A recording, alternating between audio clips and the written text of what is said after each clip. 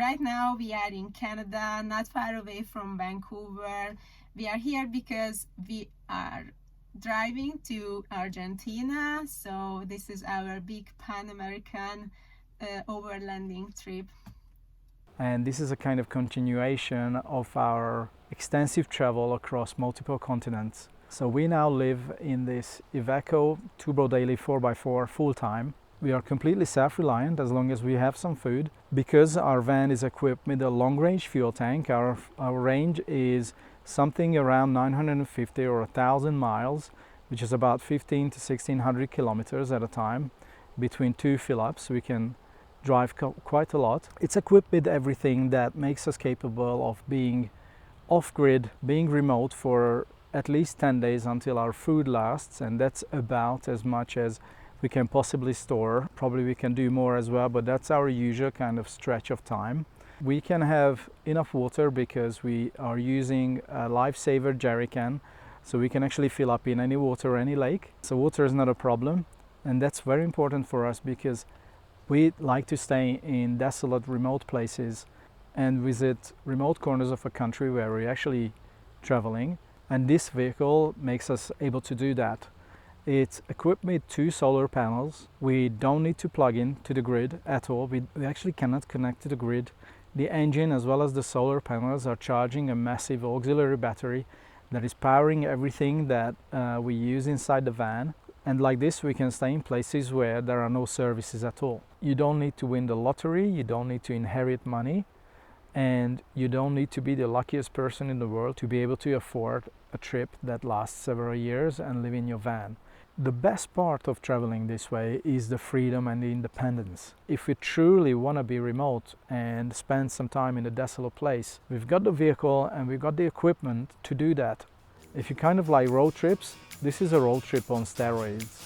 And I like to call this style of travel van life on steroids or overlanding on steroids, because we're doing a combination of off-roading, road tripping, van lifing and camping all at the same time. We are Evelyn and Ferenc. Follow us on our adventures as we share our overland trips from all around the world.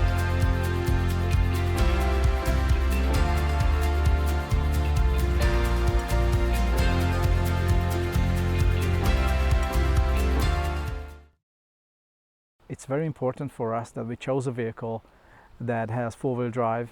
We've driven on 4 continents so far. We actually traveled with our own vehicle, including the Sahara Desert, the Gobi Desert, part of the Himalayas, or Southeast Asia. Everywhere we went, we took our own vehicle, and that's the way we like to travel.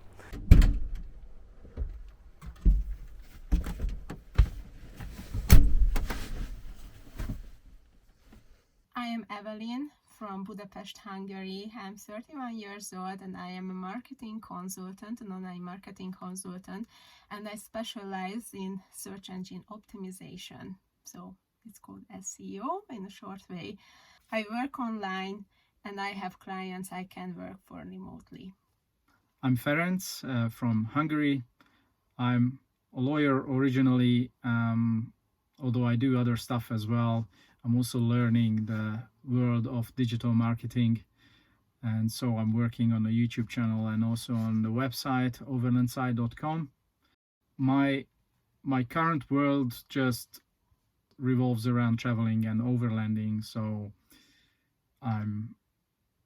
we've been traveling a lot in the last few years with Evelyn, basically since we met, and we met almost 8 years ago. We've done massive overland trips together and we started in a way that I've done my first major trip with a couple of friends, overlanding from London to Mongolia. This is not what we wanted. We've got 700 k's to go today, and John got a hosing with diesel.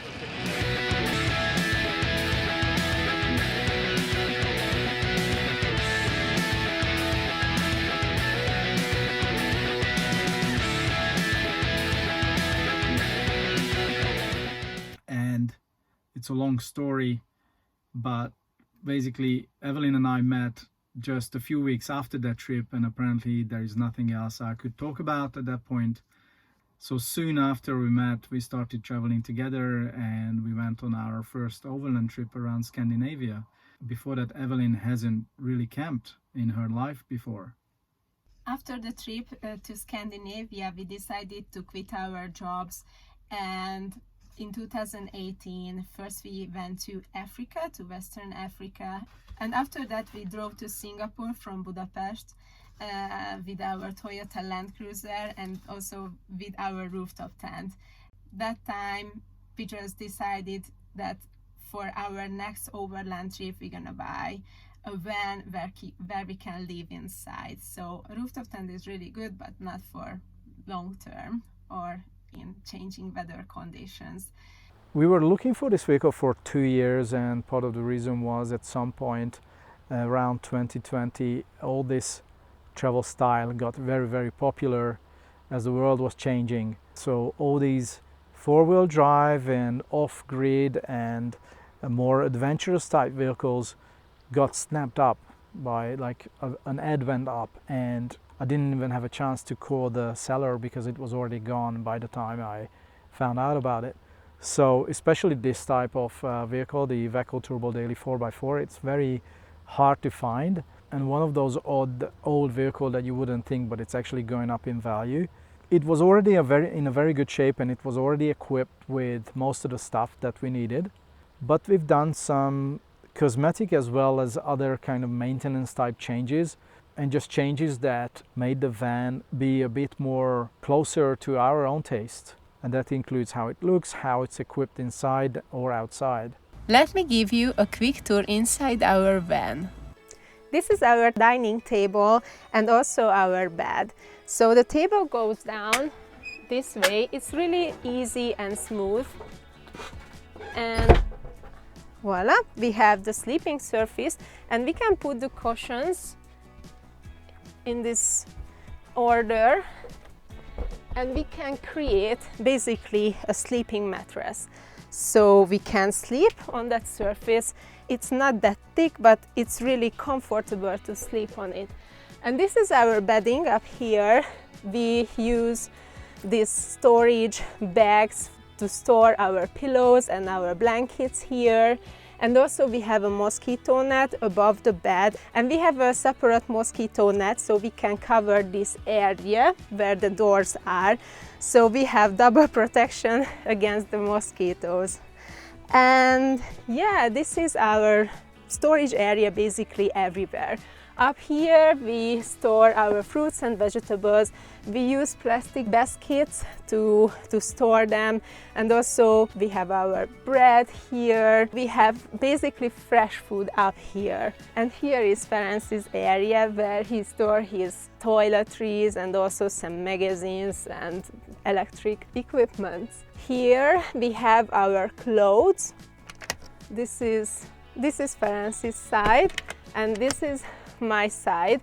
It's not that tidy right now, but we use these organizers for our clothes. You don't have a mess here usually, but the weather conditions just changing rapidly, so we have our clothes in the front right now. And this is where I store my toiletries.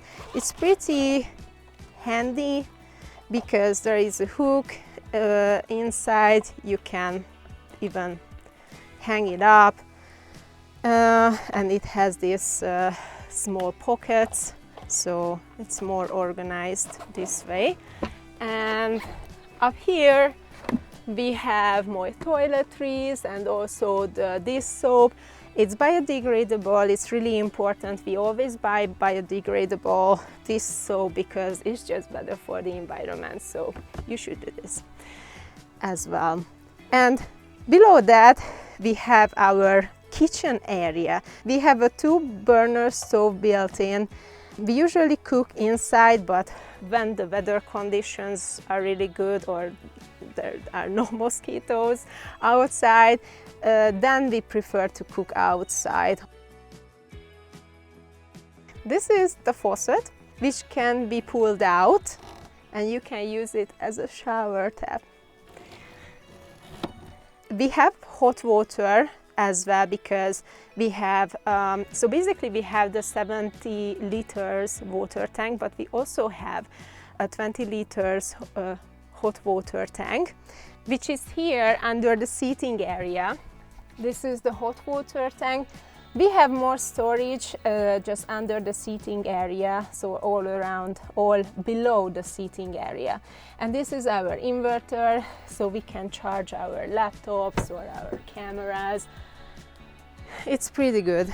And on the other side and also on the back, we have more space to store our things. Below the stove, we have the kitchen equipment. This is my favorite one actually. Because it's a wine glass and it's so compact. It also looks fancy. Cheers! Below this drawer we have the 40-liter built-in fridge. And this fridge also got a little freezer inside. Yeah, we usually put meats there, but right now we just don't have meat except the bacon. And here we store our cutting boards and also the cleaning stuff. And we have the cupboard here. It's pretty big inside. As you can see, we have the big surface up there. On the left side, we store some dry food and also some extra kitchen or washing equipment and also the vitamins up here. And on the right hand side, we have my wine and also some extra water if we need. It's potable water. In that box we have our extra shoes, and up here we have some camera gears and electronic equipment. And this is our portable shower. We are really happy about this because it's so compact. It's actually tiny but big enough to shower. We can use it anywhere we are. So also it can be used inside and also outside. And I'll show you in a minute how it works. So basically this box is a tub. So you put away the cover, the top. We have this shower head with a 12-volt pump. The shower curtain goes up. We can hang it up here. We have the hooks, so this is the hook. We can hang it up here, and basically we have a shower inside. So it's called the Ever Shower. We are really happy about it. And we have a separate video on our channel about how we shower inside, so check it out. So this shower curtain goes back.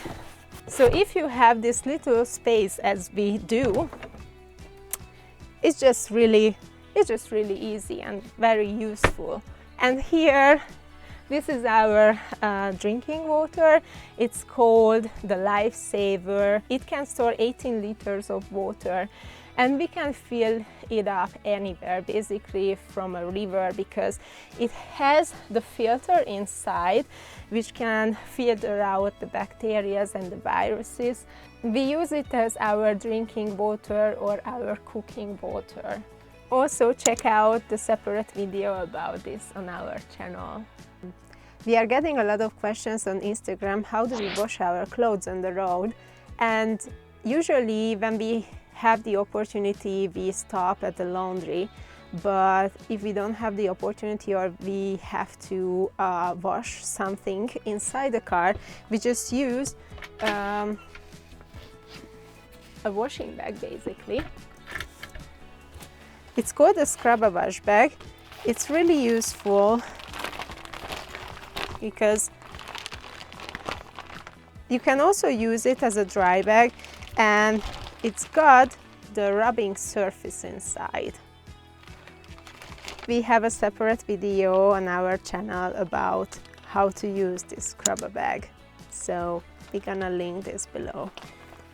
When we bought this van, the surface of the interior looked exactly like this, so it had the natural wooden color.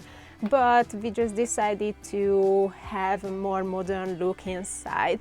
So we bought this furniture cover foil, and we covered basically most of the areas inside, so it just looks more modern because of the white color. And we also have another color, the gray color we prefer inside, but we left some part of the interior in its natural color, in its natural way. So yeah. In the back we have this is our trash bag, and also holds some cooking equipment, grills and stuff that we don't want to store inside. Behind it we got the tread recovery boards. Basically it's like the traction mats that if we get stuck in sand or mud, we can place these under the tires and hopefully it will get us out. Also the shovel is a recovery gear, so if you get stuck you just need to shovel from below the vehicle or from under the wheels, and hopefully you will get going again. So yeah, this is our rubbish. We take our garbage with us everywhere, of course, until we have a major dump station and get rid of our garbage. And in the back, of course, we have the ladder to go up, and we can access the high lift jack. It's an off-road jack to be used in difficult situations, again when we get stuck and we need to lift the vehicle to be able to shovel, or just you can even place the truck to another position where you cannot. After that you can just go. And yeah, so on the roof we have the spare wheel and a couple of solar panels. And here in the back, just to continue what we have inside, as Evelyn mentioned, we have storage all around here, and in the back on the right side we store our propane tank. It's got a vent below, so it's sealed for the inside, and it's got some holes on the bottom so any gas can go out, any propane can go out if a leak happens. But we have a carbon monoxide detector inside, and we also have our bottle jack here, and the main purpose is just to store our propane tank. Now after that we have some camping equipment here. So we got a couple of chairs, we got our Primus stove stored here, and also this is where we store our toilet, which basically is just a camping chair that was converted by me. You put a biodegradable plastic bag in the middle and you have a toilet with a view anywhere in the world. More about this later. But on the left side we store all the tools. So I've got my tool roll and just some other tools. Basically it's full of tools and I still don't have enough. And we have the 12-volt ARB air compressor.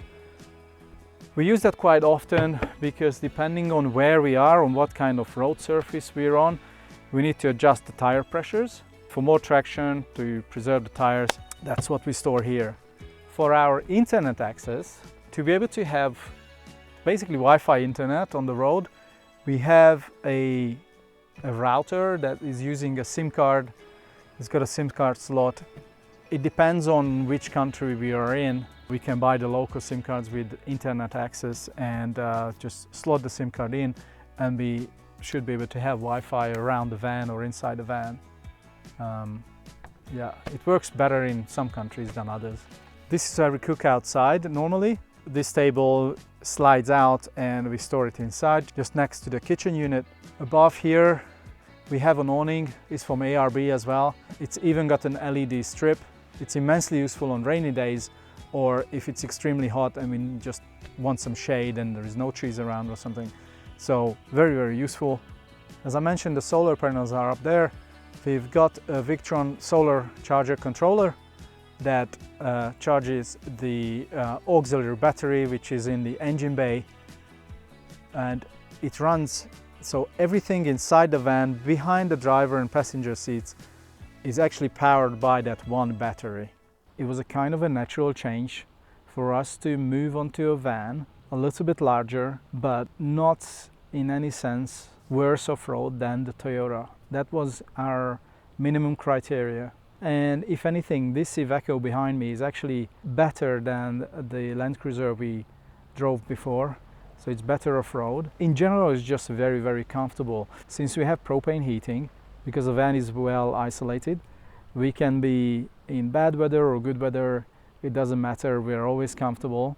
Probably more comfortable in cold weather than in hot weather because we don't have air conditioning. And frankly, we don't need it. We like the hot weather. And in general, we're trying to be consuming as little energy as possible. That's why we have the solars, and that's why we have a vehicle with a smallish and very efficient engine. It consumes about 13 liters per 100 kilometer. I don't know how much is that on MPG, but I will put it on the screen.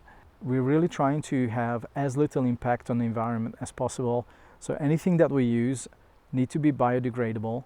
That includes our soap or washing up liquid, anything that we use. We don't use single-use plastic. And as I said, we have solar panels, and we're totally self-reliant, and we're not plugging into the grid. There's a lot of room for improvement, and no matter how much we're trying, we are still using a vehicle with a diesel engine. Having said that, we're trying to go the extra mile and buy locally where we can, and just being really careful with taking our trash with us, and definitely don't leave any litter anywhere. If anything, we pick up more. So we're leaving the campsites better than we found it. As much as we're trying to do, we are still driving a vehicle. So there's a lot of room for improvement for us to be a bit more environmentally friendly, but we're trying. The way we finance the trip is that Evelyn's got clients that she works for in online marketing, and I'm working on a website and a YouTube channel, and of course we have savings. And the way we can afford this is that we were working for years and years and years to have a kind of background where we can just say that, okay, we don't want to work for a period of time, and then we can afford to live on the road, ship our vehicle to the next continent and live on the road, top up our finances through online work, and just travel and be free. We don't buy stuff, and that's one of the main contributing factor to why and how we can afford this. Our phones are several years old. We don't need the latest gadgets. We don't buy clothes every single month. We just don't buy stuff. We spend our money on experiences where a lot of people would have the newest cars and newest phones and a huge mortgage. We don't have any of that. And this is how we afford this. We spend on this rather than the material new things. You don't need to win the lottery. You don't need to inherit money. And you don't need to be the luckiest person in the world to be able to afford a trip that lasts several years and live in your van. It can be very, very cheap. Depends on your destination. Now we are in a very expensive country. Canada, during our previous travels, Australia and Western Europe was very expensive as well. But the majority of our trips were outside of these areas. We spent a lot of time in Asia, and we are going to spend a lot of time in Central America and South America. So our budget is actually helped by those destinations, as well as they are very, very, very interesting. With the van, we never actually have to choose a hotel or a motel, nothing like that. There wasn't a single evening or a night that we spent outside the van since we started this journey. And that's a very good thing. That actually makes the travel much cheaper. And our goal is to travel on about $2,000 a month. It doesn't always work out, especially not in Western Europe or North America, but it averages out because it can be very, very cheap in Central Asia or in Central America, South America. This includes everything from visas to vehicle repair, which can be actually quite shocking sometimes. And this is one of the reasons why I'm working a lot on the truck, and we are actually doing a lot ourselves. Being a lawyer, I had to learn a lot about mechanics and cars, and even though I'm very interested in vehicles and cars and engines and everything, learning it wasn't easy, and I'm still learning it, and I still only can do very little. However, basic stuff I can fix, and basic maintenance kind of work I can do myself, such as oil changes and filter changes or fan belt changes, very small things of course flat tires and things like that. But if anything major happens, we will probably need a mechanic. And even though when we have a problem, I will try to solve it myself, and that's the same for Evelyn. She's doing a lot around the truck as well. So this way we can save a lot of money as well as learn new skills, and we just learn a lot, and you just feel much better that you're self-reliant. So compared to the Toyota, a lot more stuff can go wrong with this one because it's older, as well as just simply put, it's not a Toyota, so things can go wrong, and things are going wrong. And we had a number of issues. We are 4 months into this trip. Imagine an old van that's a tiny house at the same time, that's being shaken all the time. It's being used every day for potentially hundreds of kilometers every day, and it's just being put through rough roads, not the easiest type of terrain, and of course a lot of things will break, and of course a lot of maintenance is needed. So of course I had to learn a lot of new skills in terms of mechanics and fixing stuff and just doing DIY kind of work. Trying to be self-sufficient saves us a lot of money, as well as just making us even more free, because we don't depend on finding a service or another expert to try and fix a problem. It's very rare for us to stay more than 3 days at one place. So we're always seeing new places and getting new impulses. Sometimes people ask why we travel and why we travel a lot. There is no good one-sentence answer, there's no good one-word answer, other than we love traveling and we love meeting new people. But maybe in general, the way I could answer it is that it opens up your perspectives in a way that nothing else does. You see people in their home countries living their normal lives, whereas you see the same place in the news and it will paint a totally different picture. And most of the time it's very, very far away from the reality. There are very, very few places where we went and we felt unsafe or a little bit unsafe. Most of the time we met fantastic people, really nice people, and one of the best places I've ever traveled to and with the nicest people in the world were actually in Iran, or how many people like to say Iran. They are the most amazing people, and that's not what you see in the news. That's just a very good indication of how travel just opens up your perspectives and how you can just see the real picture rather than through the TV screen. In places where we're going, often four-wheel drive is needed. We travel a lot on tarmac, for sure, because we want to get to destinations. But then the last 10% or last 5% even of the distance could be off-road, and that's the part that many people are not able to do, or just very few people do. And that's where the most beautiful places are, and that's when the most interesting places are, and that's where the most interesting people we are meeting. Not only travelers, but also locals who might live in a remote village where nobody ever goes. It's not a touristy place. So all those little villages and all those little desolate places are just so much more interesting. People are a lot friendlier. They're not expecting tourists, and we don't act like tourists either. We love talking to the local people. We love getting engaged and just getting to know where we are. Bye-bye. Bye-bye. Bye. Bye-bye.